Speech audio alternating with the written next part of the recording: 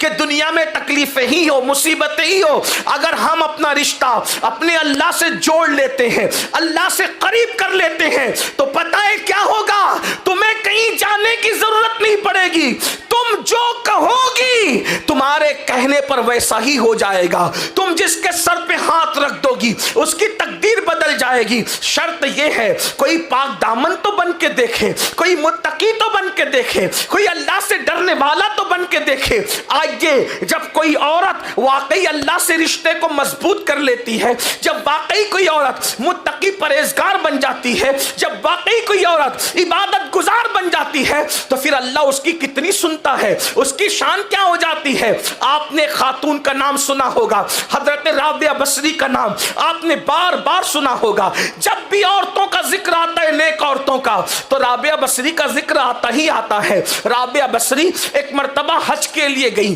اللہ اکبر، اور جب حج کر کے لوٹ رہی تھی تو رستے میں ان کا اونٹ مر گیا، ان کا اونٹ مر گیا تو سواری ختم ہو گئی۔ تو رابعہ نے کیا کیا؟ دیکھو ناز بندگی کیسا ہے، انداز کیسا ہے، خدا پہ ناز کرنے کا انداز کیسا ہے، اس لیے کہ محبت جو تھی، پیار جو تھا، الفت جو تھی، تو رابعہ آسمان کی طرف نگاہ اٹھا کے کہتی ہے کیا کوئی بادشاہ بھی اپنے کمزور غلام کے ساتھ ایسا کرتا ہے کہ رستے میں اس کا اونٹ مار دیتا ہے؟ حج کو بلایا اور حج کو آئی، اب حج کر کے واپس جا رہی تھی تو تو نے میرا اونٹ مار دیا، میرا اونٹ مر گیا، اب بتا میں کیا کروں، کیسے گھر جاؤں؟ کیا کوئی بادشاہ بھی کمزور غلاموں کے ساتھ ایسا کرتا ہے؟ اللہ اکبر، تاریخ میں آتا ہے ناز کے ساتھ صرف یہ جملے کہنے تھے، ابھی جملے مکمل بھی نہیں ہوئے تھے کہ ان کا مردہ اونٹ اٹھ کر کے کھڑا ہو جاتا ہے۔ اندازہ فرمائیں یہ کب ہوتا ہے؟ جب اللہ سے رشتہ مضبوط ہوتا ہے۔ آج تو عورتوں کا حال یہ ہے، سیریلوں میں وقت گزر رہا ہے، فلموں میں وقت گزر رہا ہے، اللہ اکبر، موبائل کے اندر وقت گزر رہا ہے، عورتیں فیس بک چلا رہی ہے، عورتیں یوٹیوب پر وقت برباد کر رہی ہے۔ اے خاتون جنت کی کنیزوں، اپنے اللہ سے رشتہ جوڑو، ہمارا رب بہت طاقتور ہے، ہمارا رب بہت قوت والا ہے، کسی اور طرف نظر کرنے کی ضرورت نہیں ہے، بلکہ اپنے اللہ سے اپنے رشتے کو مضبوط کرنے کی ضرورت ہے۔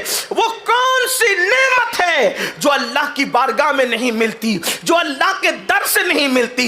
اے خاتون جنت رضی اللہ تعالیٰ عنہ کی کنیزوں، دراصل پریشانیاں اس لیے ہے، تکالیف اس لیے ہے، مصیبتیں اس لیے ہے کہ ہمارا رشتہ اللہ سے کمزور ہو گیا ہے۔ مجھے بتائیں ہم اللہ کو یاد کب کرتے ہیں، ہم خدا کو یاد کب کرتے ہیں؟ جب مصیبت آتی ہے یاد کرتے ہیں تو بھی صحیح طور پہ یاد نہیں کرتے، پورے یقین سے یاد نہیں کرتے۔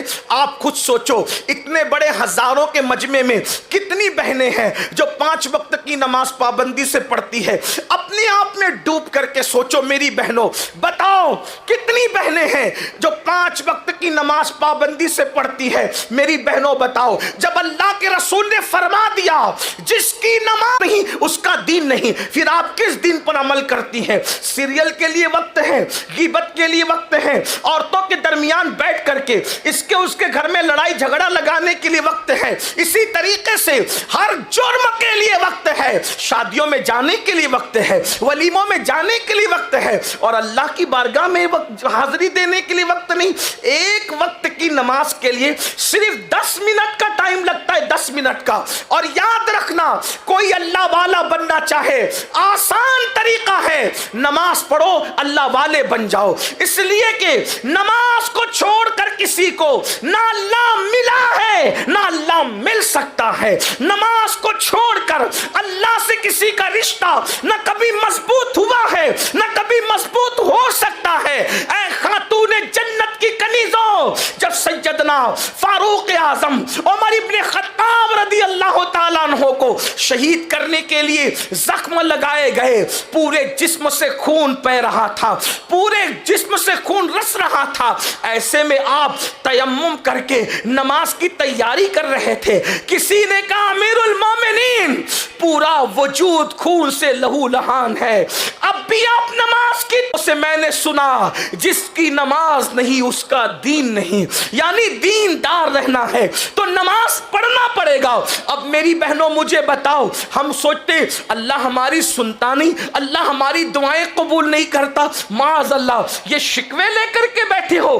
بتاؤ ایک وقت کی نماز کے لیے صرف 10 منٹ کا ٹائم لگتا ہے. کہا جاتا ہے کہ رابعہ بصری پوری رات عبادت کرتی تھی, اور جب آپ سے کہا گیا آپ پوری رات عبادت کرتی ہے سوتے کیوں نہیں ہے, تو جواب دیا کرتی تھی کیا کروں, جس کا رب نہیں سوتا بندے کو سوتے ہوئے شرم نہیں آتی. وہ جاگ رہا ہے میرا آقا اور میں کیسے سو جاؤں. آؤ آپ کو بتاؤں اے خاتون جنت کی کنیزوں, جو اللہ کے مقربین ہوتے ہیں, جو اللہ کے قریبی لوگ ہوتے ہیں, اللہ ان کی سنتا ہے, ہر فریاد سنتا ہے. ہم نے سب کے قریب ہونے کی کوشش کی, رب کے قریب ہونے کی کوشش نہیں کی. ذرا رب کے قریب ہو کر تو دیکھیں, پھر دیکھنا واللہ تمہیں تعویذات کی ضرورت نہیں پڑے گی. رب کے قریب ہو کر دیکھیے, آپ کو وظیفوں کی بھی ضرورت نہیں پڑے گی. رب کے قریب ہو کر کے دیکھیے, کنیزیں بک رہی تھی. پہلے انسان خریدے اور بیچے جاتے تھے, غلام اور کنیزوں کی شکل میں انسان خریدے اور بیچے جاتے تھے. اللہ اکبر. اے خاتون جنت کی کنیزوں, حضرت عطا نے دیکھا ایک پاگل کنیز بک رہی ہے.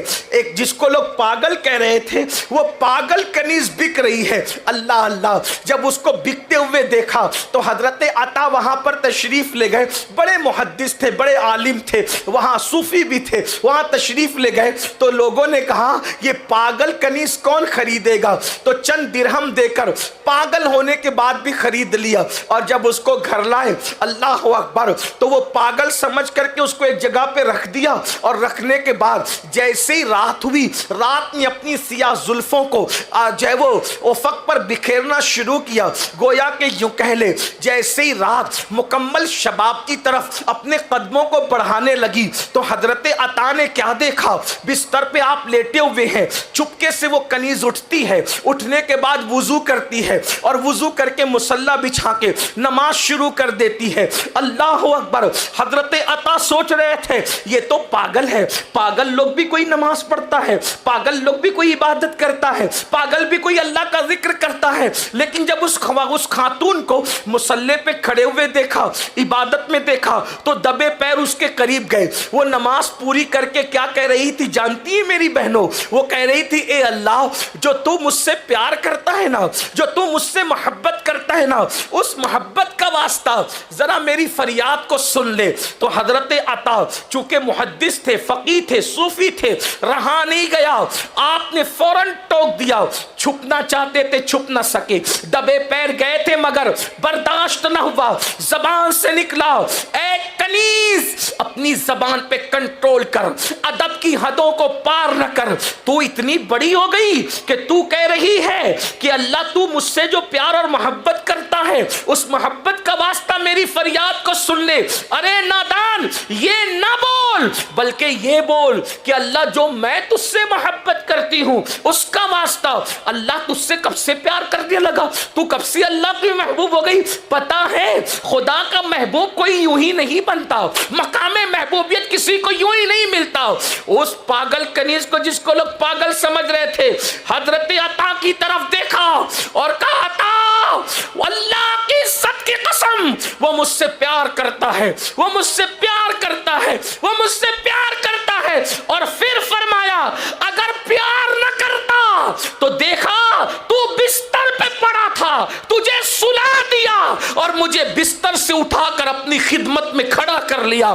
اس سے بڑی محبت کی دلیل کیا ہو سکتی ہے. یہ جواب سن کر کے عطا خاموش ہو گئے. اے خاتون جنت کی کنیزوں, اب پتا چلا خدا جس کو محبوب بناتا ہے اسے فجر میں بستر پہ پڑا نہیں رہنے دیتا, اس کو مصلی پہ کھڑا کر دیتا ہے. خدا جس کو محبوب بناتا ہے اسے پیٹ بھر کے کھانے نہیں دیتا, اسے روزوں کی توفیق عطا کرتا ہے. خدا جس سے پیار کرتا ہے اسے فضول بکواس کرنے نہیں دیتا, ذکر کی توفیق عطا کرتا ہے. اللہ اکبر. اور اس کنیز نے اس کے بعد جب حضرت عطا کو خاموش دیکھا تو نگاہ آسمان کی طرف اٹھا کر کہتی ہے مولا کل تک تیرا میرا معاملہ چھپا ہوا تھا، اب جب کہ یہ معاملہ لوگوں پر عیاں ہو گیا تو پھر اب میں دنیا میں رہنا نہیں چاہتی اور مجھے اپنے پاس بلا لے۔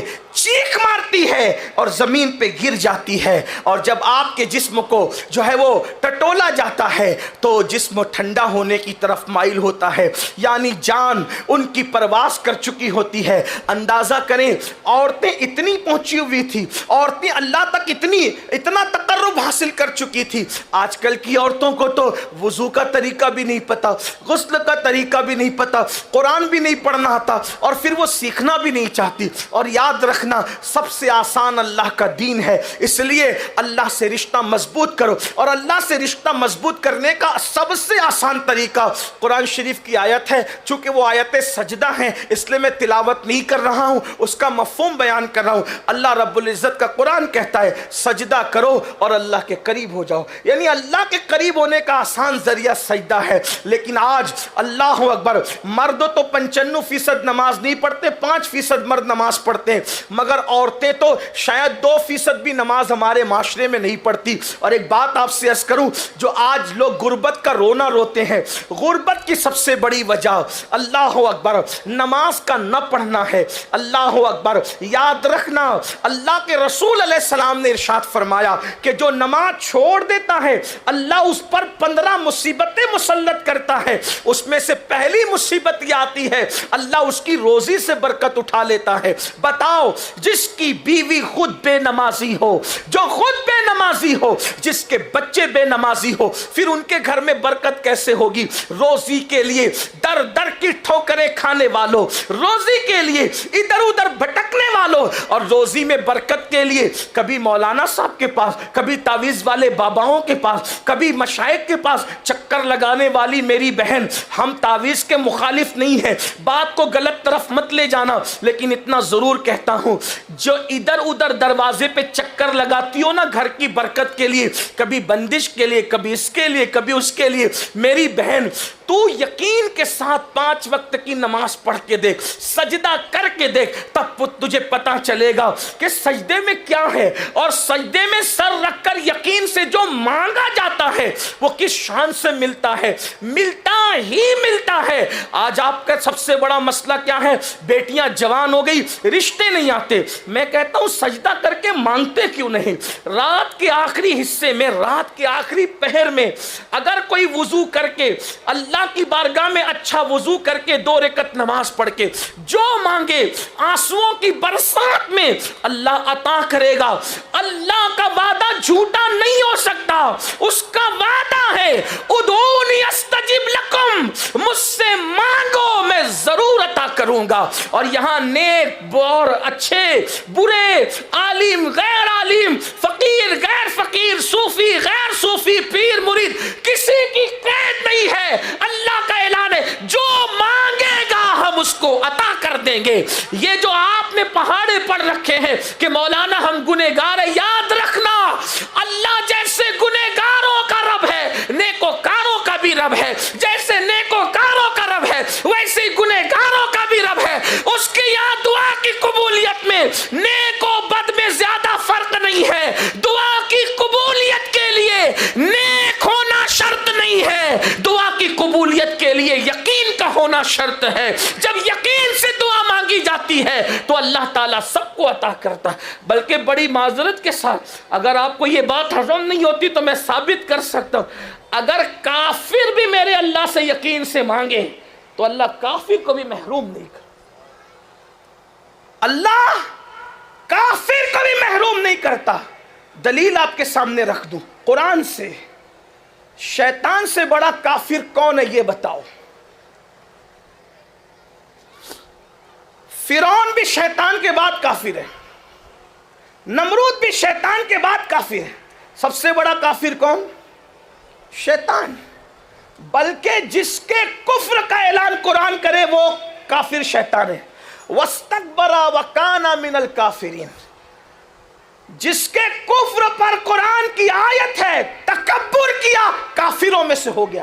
کتنا بڑا کافر ہے شیطان؟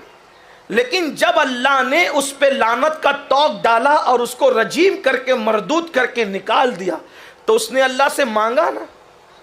اللہ سے مانگا کہ نہیں مانگا؟ اللہ سے کہا مجھے مہلت دے، قیامت تک کی زندگی دے، قیامت تک کے لیے مہلت دے۔ بولو اللہ نے دیا کہ نہیں دیا؟ جو اللہ شیطان کو محروم نہ کرے، وہ مانگے تو اللہ شیطان کو دے دے۔ تو جب وہ شیطان کو عطا کر سکتا ہے، دیا کہ نہیں دیا مہلت؟ ارے تمہارے باپ دادا پیدا ہو کے مر گئے، وہ تو پہلے دن سے ہے اور ابھی بھی ہے۔ وہ حضرت آدم علیہ السلام کی پیدائش سے پہلے سے تھا، ابھی بھی ہے۔ مانگا نا اس نے، عمر مانگا، اللہ نے دیا کہ نہیں دیا؟ کبھی شیطان بیمار پڑتا ہے، کبھی اس کو کورونا وغیرہ کی وبا لگتی ہے، کبھی اس کو تعاون واون اتنے سب آئے، کچھ لگا اس کو، وہ ہٹا کٹا ہے، کیونکہ مانگا اس نے اور اللہ نے دیا۔ اور دیا تو جو مردود کوئی شان سے عطا کرتا ہے، وہ محبوب کی امت کو کیوں عطا نہ کرے؟ ہم تو مائل بکرم ہے، کوئی سائل ہی نہیں، راہ دکھلائے کسے، راہ روے منزل ہی نہیں۔ اپنے اللہ سے اپنے رشتے کو مضبوط کریں، جب خدا سے رشتہ مضبوط ہوگا